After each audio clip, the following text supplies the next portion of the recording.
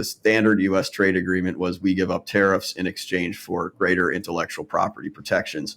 And between the trade policy and a number of other issues, from patent policy to antitrust and other things, we really reshaped our economy around intellectual property rents. And so you see this transition from, the 1950s, where the most profitable companies are the largest investors and largest employers, big integrated manufacturers, Ford, GM, GE at that time, to what we have now, where the most profitable companies are intellectual property companies, and they have a very low employee footprint and very limited capital investment needs. These are the big tech software companies, some finance companies. Now that is changing in very recent years. We can talk about AI, and some of these companies are becoming more capital intensive, which is an interesting twist, I think, in line with some of the other changes that are happening in the U.S. economy. But that was the basic shift in the model. And again, it's not like the U.S. government was not active. We were constantly de-risking technologies,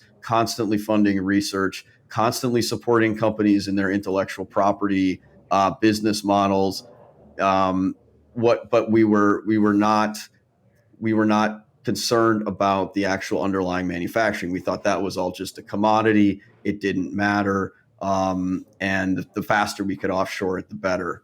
And in the last 5-10 years, it's become apparent for national security reasons, for larger macroeconomic reasons, for internal political reasons, that offshoring that production was a critical mistake.